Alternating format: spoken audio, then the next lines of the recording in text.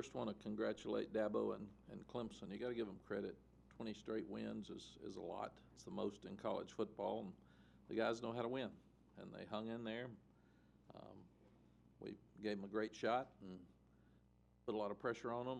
I thought that our team played really, really hard. Proud of them. This might have been a better atmosphere than Miami. I thought the home crowd gave us a great advantage.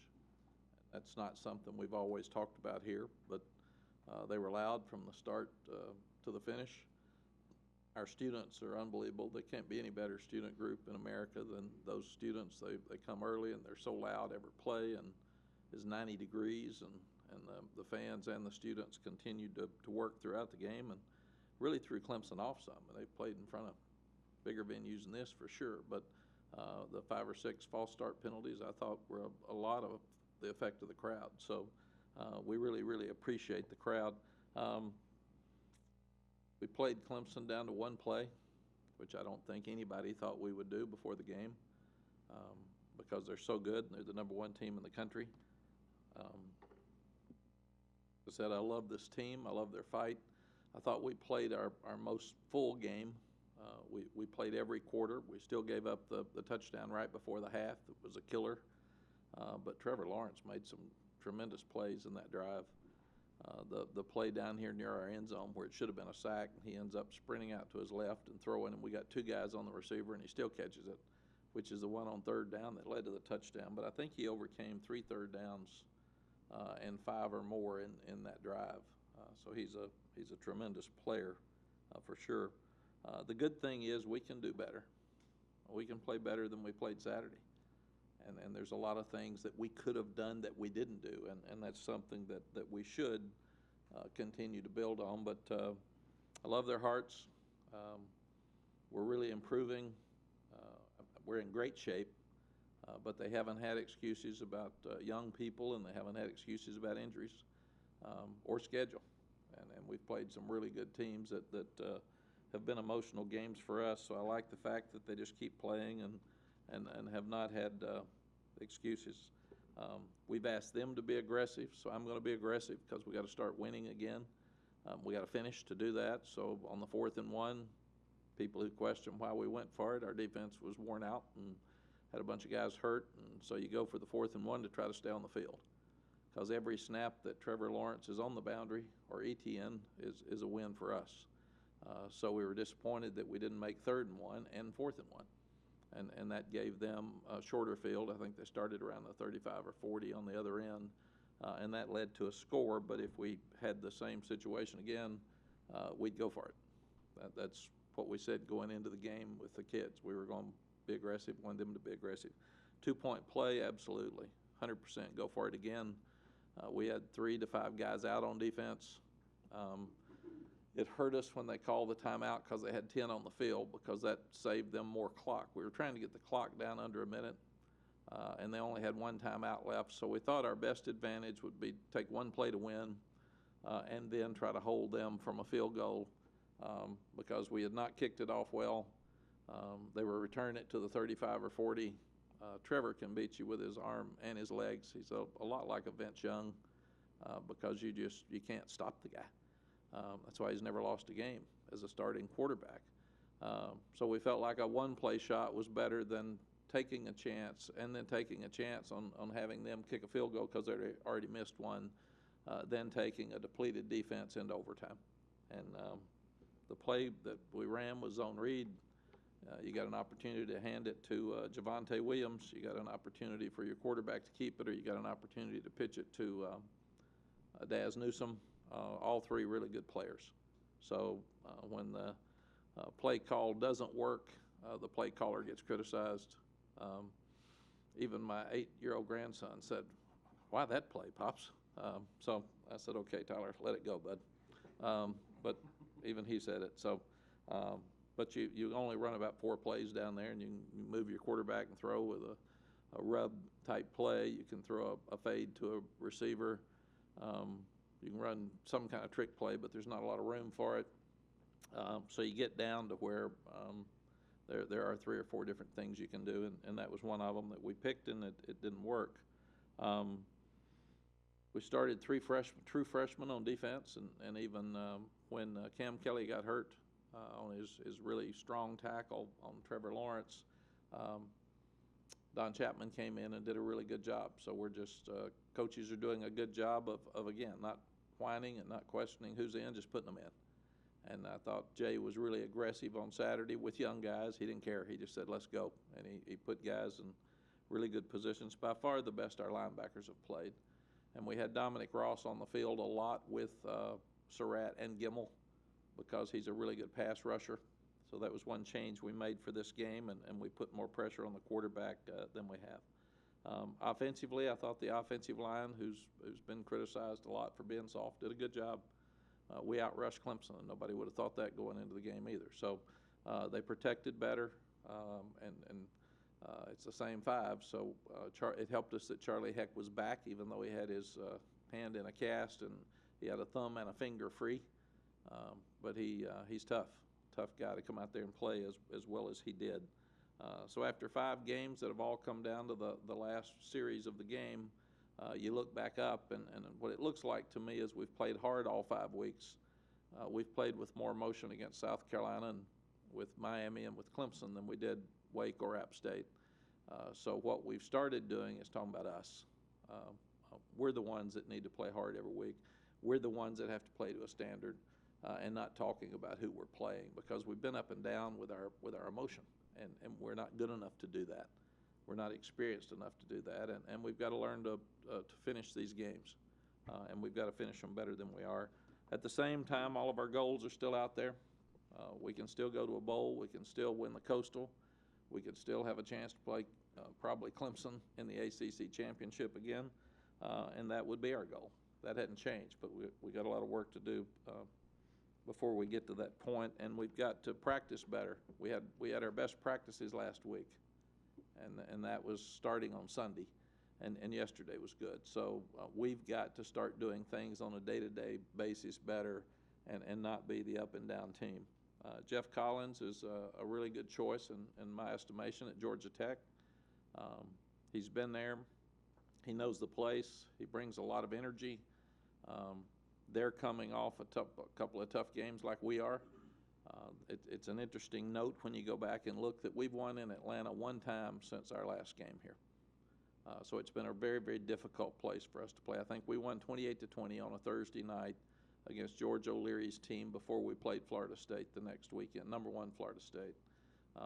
The only other time that Carolina has won in Atlanta against Georgia Tech is 2015, and that was 38-31, a tough game with our best team through that decade, winning 11 games. So for whatever reason, we have not played well against Georgia Tech in Atlanta. As every other game has come down to the last drive of the game, why would I think anything different? So we got to prepare our guys to make sure that we play well. I'm also proud of our coaches. Our coaches are working really, really hard to work with these guys to put them in the right place to win. As I said, I thought Jay was more aggressive on Saturday and took chances, and then you've got Storm Duck, who held up at corner for most of the day, and Trey Morrison played well. Cam Kelly and Don Chapman did a good job inside. So those guys all played well, and that's coaching. And then on offense, they started huddling up some. They tried to keep our offensive line more rested. They tried to make sure Sam had the right call. And I thought the changes and adjustments that we made for this game for Clemson helped us offensively as well. Still got to do a better job in the kicking game. You saw what Ben Kiernan can do. I mean, he hit a 63-yard punt.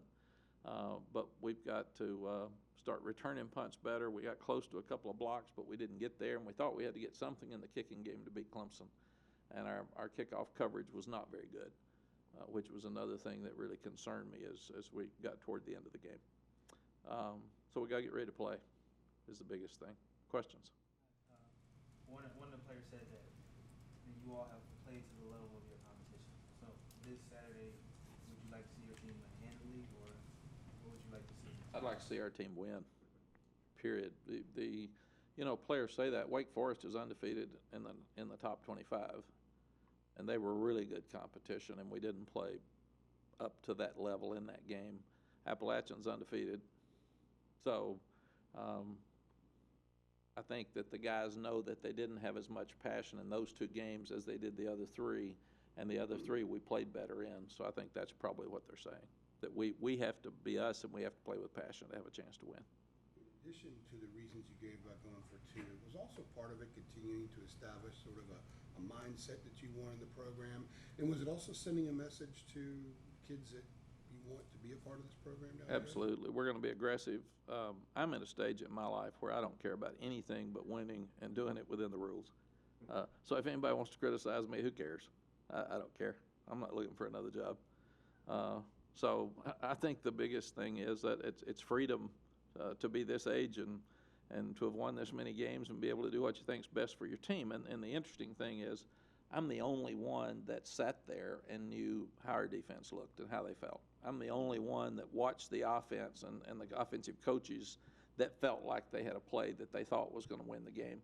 Nobody else has that. So anybody else that's making decisions on what I should have done doesn't have the information I have. So that's why it's kind of comical when people say, I wouldn't have done that. Well, you got no clue.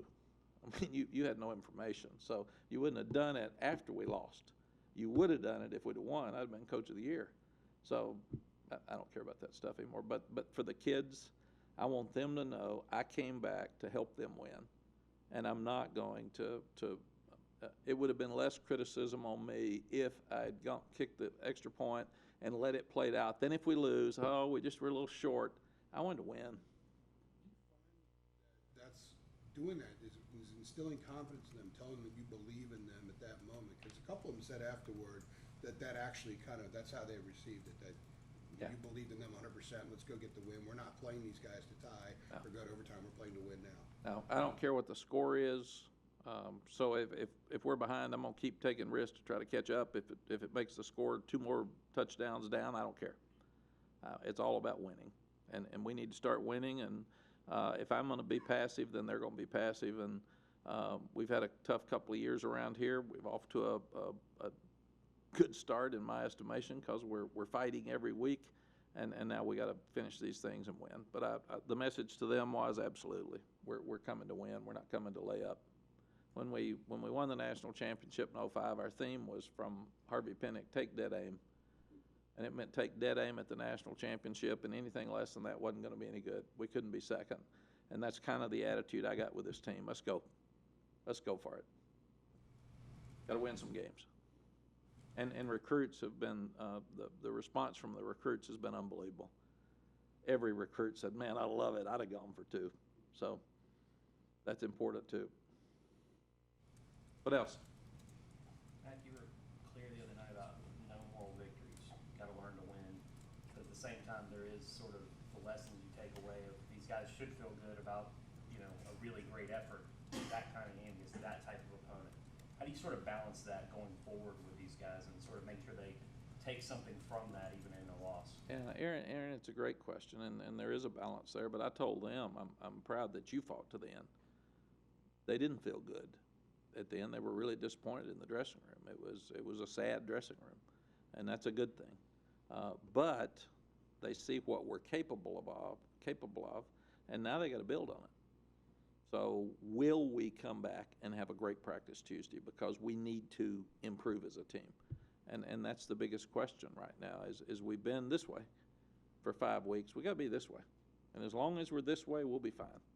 And we cannot let the injuries that we've had, that are more than I've ever seen.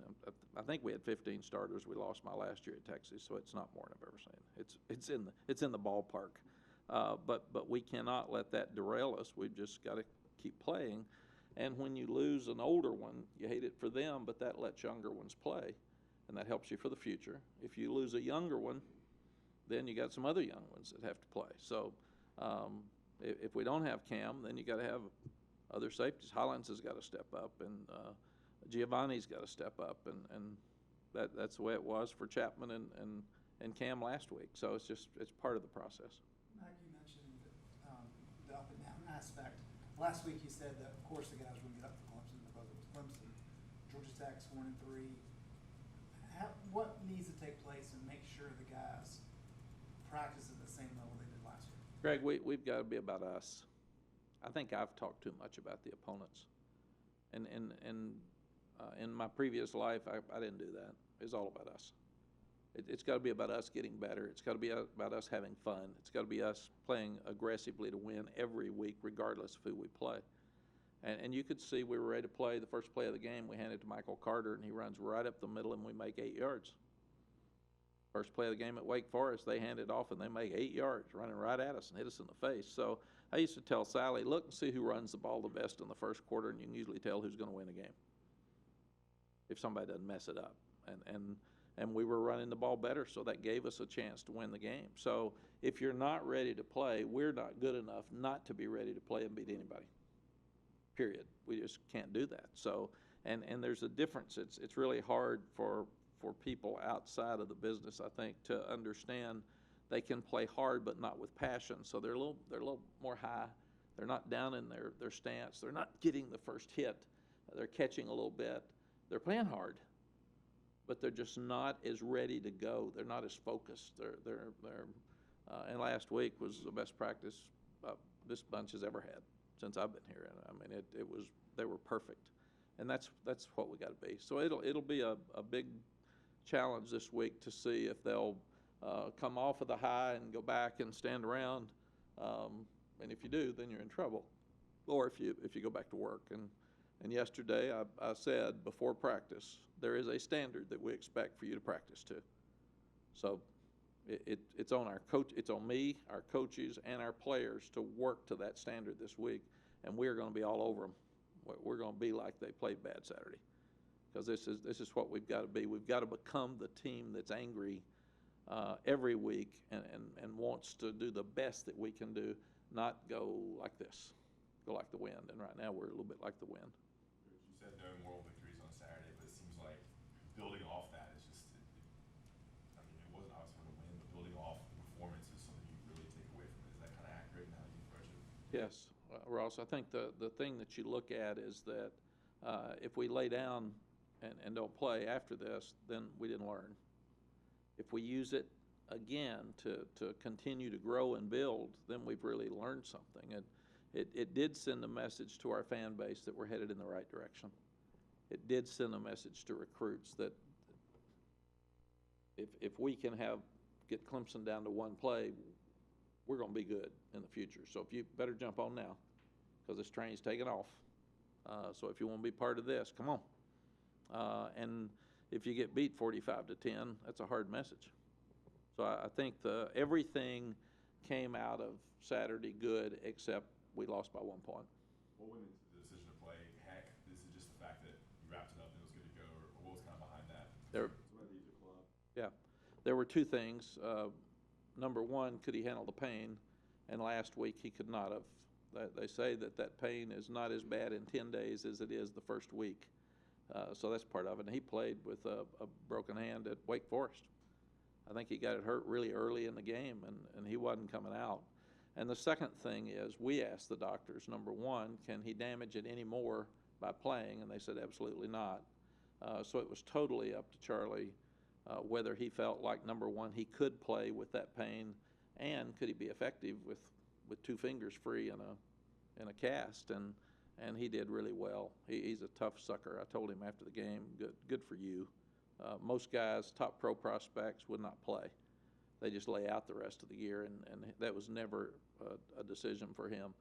In fact, it helped so much that he was in the huddle and out there with those younger ones, because he's really the leader after we lost Nick. That was our 2 leaders, and we didn't have either one of them for Appalachian State, and it really hurt us. So he was a key factor just being back out there, much less playing. You talked about how that week was going to be big for these NFL guys, for him specifically to go out there and play through that. I mean, is that something you'll kind of point to NFL guys when they go and look at him? Yeah. Absolutely. Again, he could have laid down. I mean, it would have been safer and easier for him not to play. And he's playing against the best talent in the country, and it's good for them to see him play against the best talent in the country when he didn't have to with one hand. So I think he really, really helped his stock on Saturday. Was using 3 linebackers something more specific to this game? And aside from that, what do you like about having 3 linebackers on the field? And how does it sort of change Coach Bateman's approach? Andrew, the thing we're trying to do is get the best players on the field. And right now, Gimmel and Surratt are playing so well, and Dominic Ross has started playing really well. And Dominic is a better pass rusher than some of our other guys, and we've got to get more pressure on the passer. So we felt like with his speed in space, he made a great play in space on a screen once where he wrapped him up and tackled him, which is a hard thing to do. Gimmel was way to the left and sprinted all the way to the right on an out route on a 3rd down and knocked it out of bounds. And Surratt was all over the field. So those 3 guys right now are playing at such a high level, we just feel like that we don't have a lot of depth, so we've got to get the best 11 out there every play that we can. Mack, you just mentioned getting the best 11 out there, but you started 3 true freshmen on defense on Saturday. How do you think they performed, and is that really what that was about? I know obviously Miles Wolford was out, so that's probably the reason Cam Kelly ended up getting the start, but how do you think they performed, and are those guys slowly becoming maybe the best options you have to going forward on defense? But Amari Fox has been playing a lot. He had some trouble with his own read. We finally said at some point, take one of them. Take the back or the quarterback. Let's be decisive here. Let's don't let them both make yards. But he's going to be a really good player and plays hard every play. He's playing so much we had to take him off special teams because he was on kickoff return as the middle wedge guy. And then we think Storm Duck will be really good in time. He just hadn't played any. And he had a mistake down here on the deep touchdown pass, but he played really, really well. And then Cam and Chapman were alternating with Wolfak out, and Miles Dorn was a hero in the game. He played both. He just changed safeties. When Chapman would come in, he'd go to the other safety, and when Cam would come in, he'd go back, and he was kind of directing them throughout. But we feel like that we're going to play the best athletes that are giving us the best effort in practice, and we don't care about age. You guys are up to, I think, 13th nationally in penalty yardage now. How do you coach that out of a team? The biggest thing is discipline, and from day one we said clean up your locker room, clean up your table at the cafeteria when you get through, make sure that you're on time to every meeting, make sure that you're in class. Every day they have class. And then we have ACC officials at every practice. They throw a flag and we mark it off anytime there's a penalty, and they call out the name. And then we keep a sheet, a running sheet of how many penalties they've had since we've been here, and talk to them about it. So it's to be able to help alleviate penalties, you've got to really pay attention to it. Penalty for the guys after? I mean, are they doing extra running, that sort of thing? No. Or is it just talking to them? No, we're telling them that you better be playing really, really good if you're giving us a penalty, because if you're going to cost us and you're not playing well, you're not going to play. Everything we've talked about is earning the right to play. And what we talked about with them Saturday was earning the respect. You're on ABC, you're on national TV. Millions of people are going to watch you. People think you're soft. People don't think you can win. So big guy in the sky don't lie. Either you are soft or you're not. Either you earn the respect of people or you don't. That's up to you. But here's a great opportunity, because it's the biggest challenge we got all year. It's a great opportunity for you to step up and show people that this is different. And they did that. Looking forward, what have you kind of seen out of Georgia Tech as they've kind of adjusted from running the triple option as they have the last few years? Jeff's done a really good job. I thought he would go pro style and just change it all, and he's not. He kept enough of the option principles in there that he's doing both. And I think that's really, really smart on his part. And like us, they're going to get better every week. He ran into a buzzsaw last week. After their win, they're kind of like us. They didn't play as well against, after they beat South Florida, they didn't play as well against Citadel, because that's one of those where you kind of yawn, then you stand around, the game's close at the end, and, oh, my gosh, then they kick a field goal to beat you. Because they weren't as emotionally prepared. Last week was a complete ambush, because I've done that. But Jeff going back to Temple, right after he recruited all those players, they were going to be after him. So that one was one that when I came back in here, it wasn't a lot of fun. There were a lot of people that liked to beat us. So I knew that was going to be a tough one for him. But they'll be ready to play. And why have we not played well in Atlanta for 22 years? I don't know. 11 of those 22, 10 of those 22 haven't been good. So that's a weird thing in sports, but you never know why some people have trouble at some places and others don't. We had trouble at Kansas State when I was at Texas. I don't know why. I used to ask them to move the game to Kansas City, and they wouldn't do it. So it was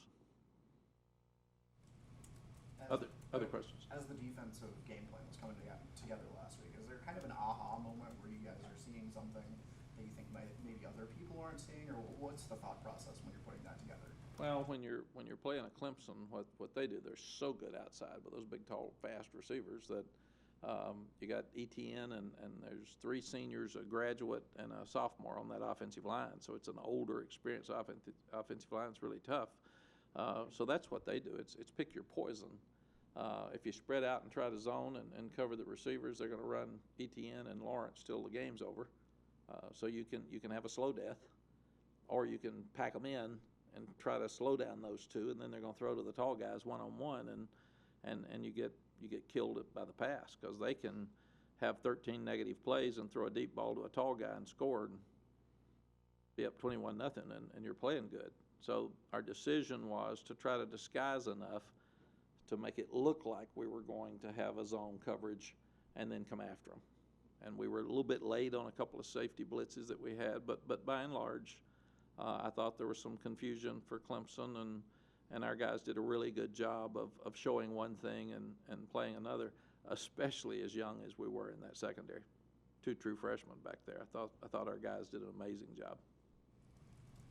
What was the explanation you got from the refs on the play where the play was blown dead, but then Sam kind of got hit by the defender? I got none. He said he didn't see it. Well, look, it's right there. One more question, Coach, before I let you go. I got to ask a question from my news friends, something that's blowing up. This morning, California passed the bill to allow student athletes to gain finances, I guess, off of endorsements and things like that, or whatever. What do you think about that bill being passed and the direction of the NCAA and college athletes getting paid? I really don't understand enough about it.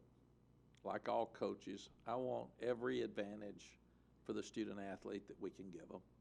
Now, cost of attendance was huge. So they're getting money now that they've never gotten before. I got $15 a month when I was in school, and that was called laundry money. And nobody washed their clothes anyway, so that was cash, it was heavy cash. Now you've got cost of attendance, which is really good. It's a lot of money every month for the guys. I get confused on what this means. And before it would go into place, I'd love to have somebody explain to me, does the third team right guard get as much money as a star quarterback? I don't know. I get confused on how that's going to work and how it's going to happen. So I think it's really, really important for the NCAA and college football to define exactly what that means before we do it. Because we got a little bit of wild, wild west out there right now. And we're just doing some things that aren't always, to me, thought out. If you think about the 4-game redshirt rule, coaches wanted that in, and this sounds like a different subject. It's really not, but coaches wanted that in so at the end of the year they could play freshmen in 4 games and still redshirt them if they got everybody hurt and didn't have enough people to cover kicks, or if you blew somebody out, you could put them in and let them have some experience. We thought that was a great rule. It wasn't for young guys to sit around and wait till their 4th game is over and decide whether they wanted to stay with that team or not, or transfer or not. The graduate transfer rule, that was put in only for young people who couldn't find their curriculum for graduate school, or couldn't get in the graduate school at their own school, and they could go somewhere else. Now people are graduating in 3 years, so they can just transfer if they're not happy. So I think neither one of those ended up with exactly what we wanted. So with this likeness rule, I think we've really got to be smart and look to see, is it going to be fair across the board to all kids? Vince Young would have made a lot more money than our backup right corner. So is that fair? Does it hurt your team that one player is making so much money off his likeness that it's disruptive with the other guys that don't get to play as much? And then it affects recruiting, because that changes too. Who's getting the biggest dollar for their likeness? So I think there's a lot of things that I need more clear before I could make a decision, even though we want what's best for every student athlete. And at the same time, you want what's best for your teams. And we've got to be careful that this doesn't get so individualized that it starts being about them instead of team. Anything else? Okay. Thank you, guys.